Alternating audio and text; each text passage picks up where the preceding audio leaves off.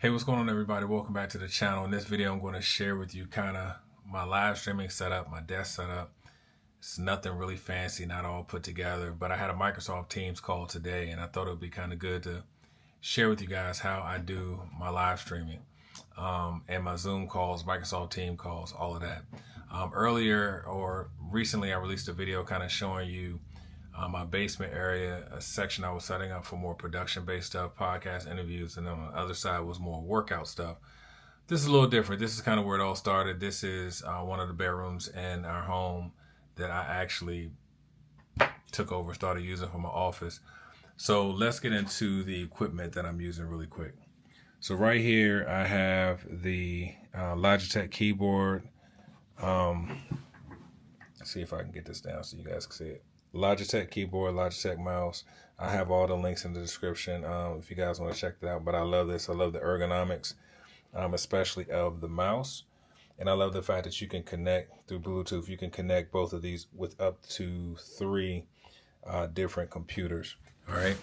As you guys see here, I do use 2 different monitors. I have an older Acer monitor here. I think this is a 24-inch. This is a 29-inch LG widescreen. I've had all of this stuff for about at least 4 years now. We talked about this before, but this is a Rodecaster. You'll see a lot of these used for podcasting, but they're also great for computer interface. You can hook it up through USB-C right to your computer, and it'll interface and it handles all of your audio. So of course you have mics that you can plug in here, up to 4 mics. You have a USB connection which will control the computer audio, phone, Bluetooth, and this lever over here controls sound pads. And you can actually hook up 4 different headphone jacks to this. This is version 1. You guys know that the Rodecaster version 2 came out a couple of years ago, but this is version 1. Works just fine for me. Let's talk mics. Favorite mic. This is the Rode Procaster microphone. It is a broadcast quality microphone. I've made videos about mics and general use cases and how you should probably use them or whatever. But the biggest thing is your personal voice profile is going to work different on different mics. I love the lows on this. I love the mids on this. So every time I'm on this, even today on the Teams call I was on, someone told me it sounded like I was literally at a radio station.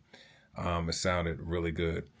I just have some Rode XLR cables here that's running to my Rodecaster. Now I will say this particular microphone is gain hungry.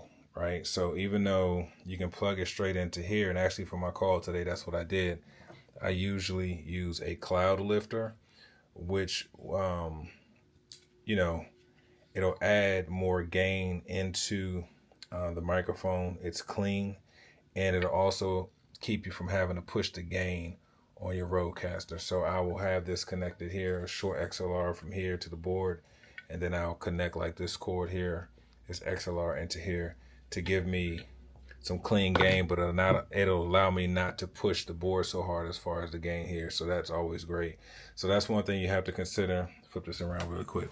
That's one thing you have to consider when you're looking at microphones too and your setup.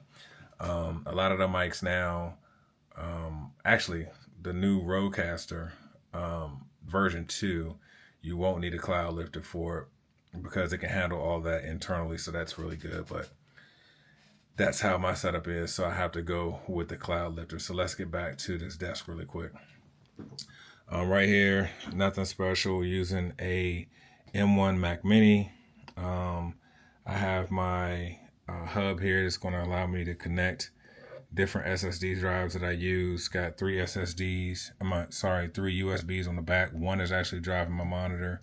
2 of the USB-C, 1 USB-C is driving the monitor, 2 of the USB-Cs is going to my external hard drives.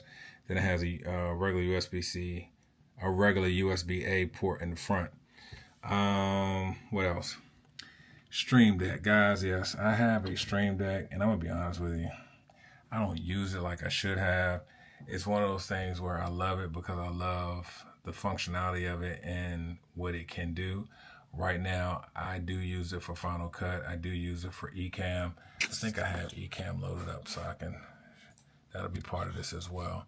So right here, I use Ecamm for recording videos, and I also use Ecamm for live broadcasts and different things like that.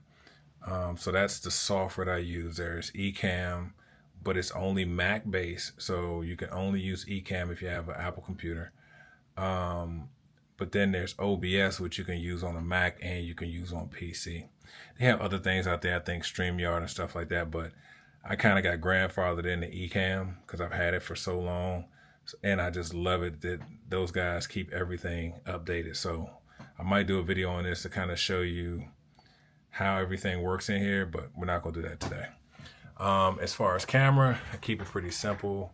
I am actually using an older Sony a6100. I use this camera for so much. If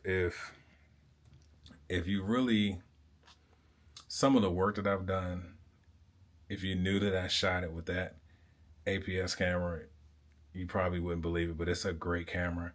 That's an A6100. They had the 6400, the 6700. They've had many models since that, but this one it's perfect for this. Attached, I do have the Sigma 30mm 1.4 lens. This is a great lens. It's just an all-around great setup. All of this is running out of here, HDMI out to my Elgato.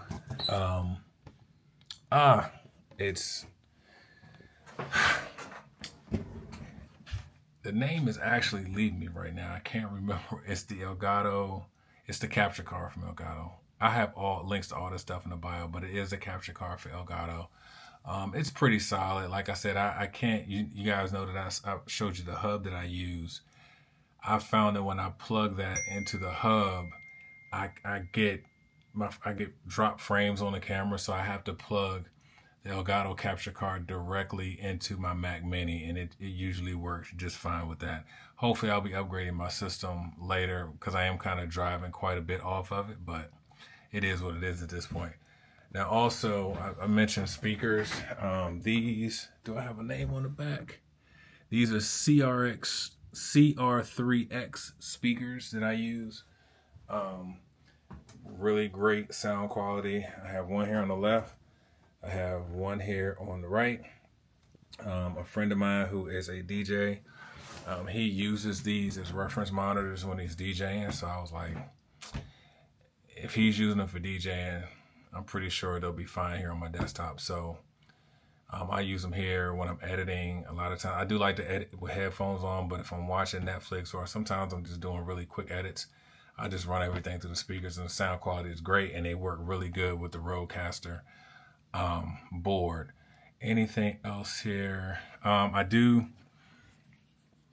keep this lens here. This is a Sigma 16mm 1.4 lens. This is great if you guys look here, this is kind of how I like my setup to be, how I like to be in frame. I kind of like that close feel. But if I were to put this 16mm on here, it would give me a much wider field of view. So it's just personal preference. Like I said, in the back, I just have a couple of, just for ambiance or whatever, I have a couple of lights back here. These are LifeX lights. I don't even know if you can see up to the ceiling. Can I get this thing up there? I can't get the camera up there. Sorry, guys. See if I can get it up there. Yep. Sorry. But up there, those are my lights. Those are LifeX as well. So, but yeah, really simple. I know this is very rough. I'm getting better with this, trying to be more consistent, but I just wanted to share with you guys what my desk setup is. As I dial things in more, I'll come back, share more with you guys in the future. But for those of you that are just getting started, if you're looking to up your game, I definitely tell people all the time, listen, I know people say just get started, and you should just get started, but how you show up also matters.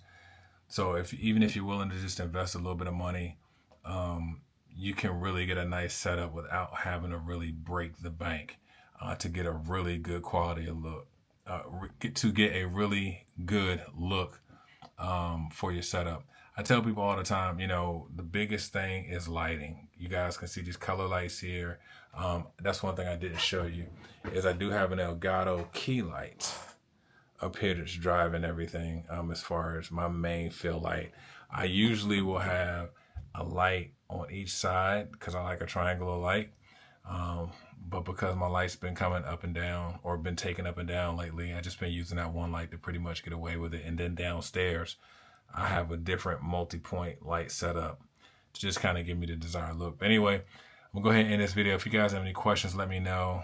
Like I said, it's not really a lot to this, but it does definitely get the job done. And like I said, whenever I'm on a meeting, people are always commenting about the look, and I think that's very important when you're trying to present or you're trying to talk. You always want to stand out as much as possible. So thank you guys for checking out the video. Again, if you have any questions, let me know. Don't forget to like and subscribe, and I'll check you guys in the next one.